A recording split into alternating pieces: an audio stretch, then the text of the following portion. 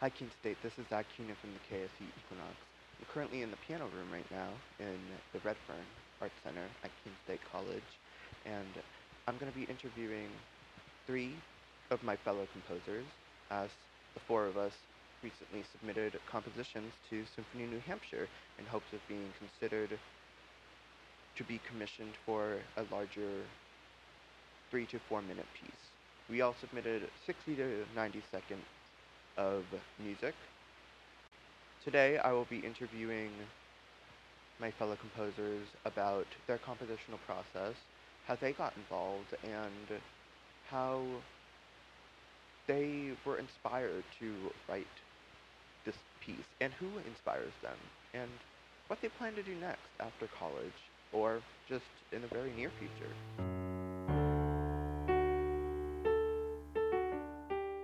My name is Simon Furze, and I'm double majoring in music composition and music technology. My name is Alexander Royce, and my major is music composition, and I'm a pianist. My name is Miles Johnstone. I am a music composition major. I'm a junior.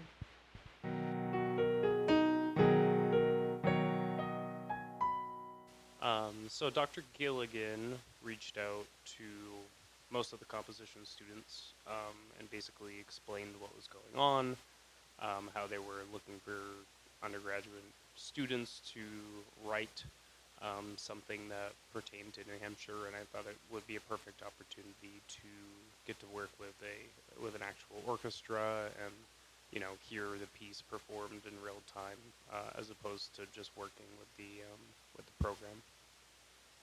Okay, so I do composition lessons with Professor Gilligan, and she was telling a bunch of her comp students about this competition. Um, Comp being composition, and competition being competition. And it was for a symphony, and I had never written an orchestration before, so this was an interesting journey for me, finding out what works, how to write from one vertical versus horizontal, stuff like that. But she just told us about this, and gave us guidelines. There was just an email sent out with a bunch of information about it, the instrumentation, everything like that to know. So it was basically just through word of mouth from Dr. Gilligan. Dr. Gilligan emailed us about it over the summer, and I thought it was a really cool opportunity, so I jumped on it.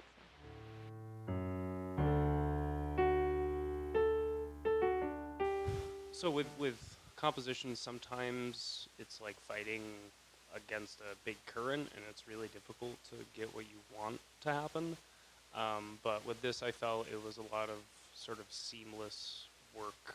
I did a lot of, I'd get the basic idea down, and then I do a lot of listening and hearing, and anything that would sort of come to mind, just sort of put it in. So it was a lot of naturally occurring writing and that sort of stuff. Process of writing my piece, it was a slower start for me because I was thinking very, very vertically and writing just bar by bar, but it helped to further my horizons by writing more vertically and thinking longer lines, and then adding little jingles from every other instrument, stuff like that, and adding texture layer and stuff like that. But a thing that helped me start was imagery. I think that's a really good thing to incorporate if you're a composer yourself.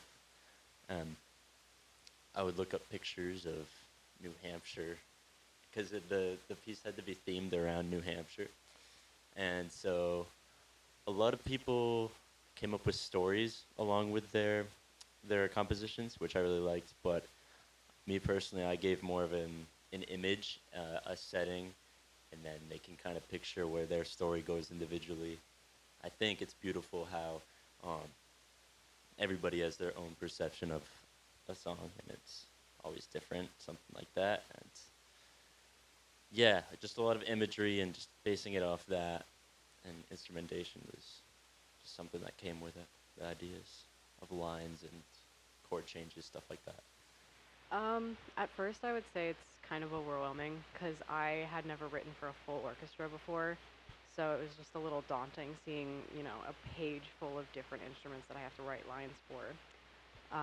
But eventually I just sat down at a piano and I figured out a melody line that I liked, and I put that melody line in an instrument I thought it would fit, and then I built around it kind of.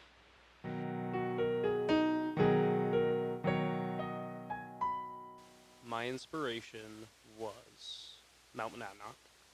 Um, as a local and someone who's lived here my whole life, it's always been there for me, and it's always been this big, big thing that I knew would always be there for me in a sense.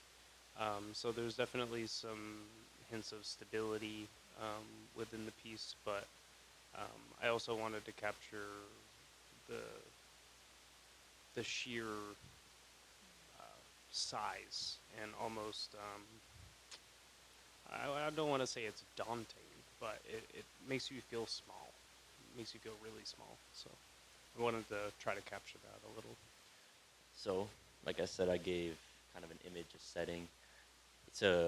Mine is more of a train ride in northern New Hampshire. In the fall time, you see all the changing leaves. It's all beautiful and colorful, and um, it's just constantly moving to something new. Not something new. It's the same idea, kinda. So far, we only had to enter an excerpt of like 90 seconds, 60 to 90 seconds. Then we'll further our pieces later, but just for the sake of entering, just the excerpt. But yeah, train ride in northern New Hampshire in the fall. So my inspiration was a ghost story out of Benton, New Hampshire, which is kind of up north. The story is about this guy named Dr. Thomas Benton, and he was the town doctor for that town. And the legend goes that his fiance died, or someone in his family died, and he kind of went crazy and snapped, and was on the search for eternal life to make sure that didn't happen to him and didn't happen to anybody he loved again.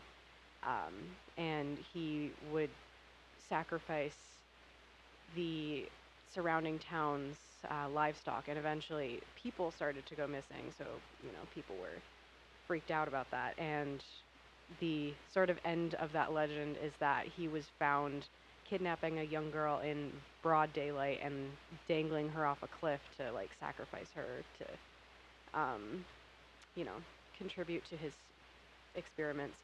And the townspeople formed a posse and chased him. And as they were rescuing the girl, he ran off into the woods and he was never seen again.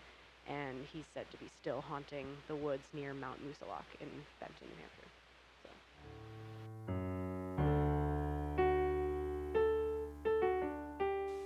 I really try to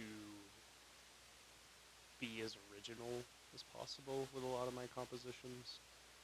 And so I will take maybe general ideas from certain different composers, different pieces of music, but I really, really try to not take after others in that sense. Um, and I really try to be authentic with what I'm doing. Um, but yeah, I'm not actively like listening to things, being like, oh, I want to take this and then creating it as my own. A lot of it is self-originated. I think it's good to get ideas and thoughts from listening to other people performing or other people's compositions, such as my peers. We all have great work that we do, and it's great to see how different our compositional voices are, but it's also good to reach out of your own personal bubble and, try some new stuff, maybe pulling from your friends or other composers or performers. Um, I'm a big fan of like movie soundtracks and TV soundtracks. So that's like what I want to do in the future as well, is compose for TV and movies. Um, and they like a lot of horror movies, especially, influence my voice. I'd say my voice is kind of spooky.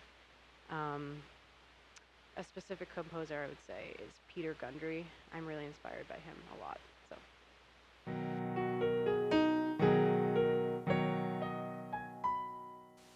Um, as of right now, I'm gonna finish up senior year. Um, I'm gonna take a gap year, work, hopefully land. I have a church gig right now, but I don't know if it's gonna continue. So all that sort of stuff. But um, I I'm hoping to get into a master's program for composition, so I can get my doctorate and then teach at a university. And that's kind of the by all end goal for me. So. Well, one thing I could say is nobody really knows what's gonna happen next, right? Nothing's promised in this life, but I'll reach out. I will probably start a piano studio and teach some piano, um, just as a part of my personal gig, and hopefully get um, some commissions for compositions. Took me a second to think of that word, but nah. Yeah, hopefully get commissioned for bands, personal artists, just stuff like that. Maybe films, TV, anything really I could get my hands on. I'm willing to do. So I'm a little hungry. You know what I mean? Yeah, I want to continue writing for large ensembles. I think once I get over it being overwhelming, it's actually really, really fun. I'm hoping to start a composition for big band, jazz band next semester, and hopefully concert band the semester after that. And as I said earlier, I want to continue my composition into grad school and eventually go into the industry of TV and film composition. So.